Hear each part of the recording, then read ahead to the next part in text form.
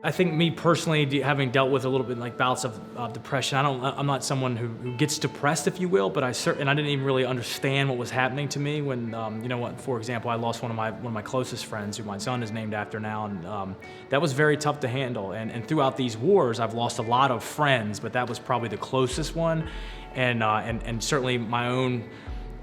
The feelings that I was feeling personally, I didn't even realize if it was depression or not. I don't think I've ever been really depressed, before, but I definitely could feel that. I think in military culture and certainly, male culture, if you will, it is hard sometimes to step up and say that you have an issue. I'm honored and have a huge responsibility because I serve the district that has more active duty / veterans than any congressional district in the nation. This population, there's a finite population that has gone back over and over and over again, and there's no question about it. When you come back here, there's a sort of a resettling period where you're at this heightened sense of awareness for a sustained amount of time, and then you come home and you have to adjust. And there's this gap when you have active duty and they're under, they've come up with these procedures, they're under structures, they have friends there, they have all that stuff like that. And then when they leave the military, there is nothing there. A lot of these folks won't seek help from the VA, and that's probably pervasive throughout military culture. But it's more important that they do step up.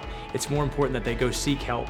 It's more important that their family members or friends who may notice differences in their attitudes and behaviors and stuff like that, talk to them and reach out to them and let them know that it's okay to get help. Sometimes it's more blunt or more direct, or just say, hey man, are you doing all right? Everything okay with you?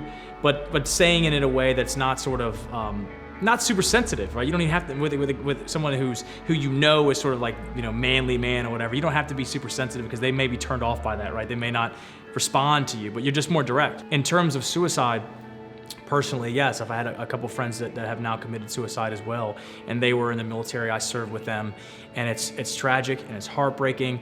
It's when you see that, it's hard to deal with that because you feel like that it was selfish of them to do that, but the reality was there were issues there. So I would certainly encourage someone out there, if they're having problems, or even if they were like me, where they've never really been depressed and didn't really understand the symptoms are, that they speak to people, even if it's not like a caregiver or something like that, but if someone that they trust, speak up.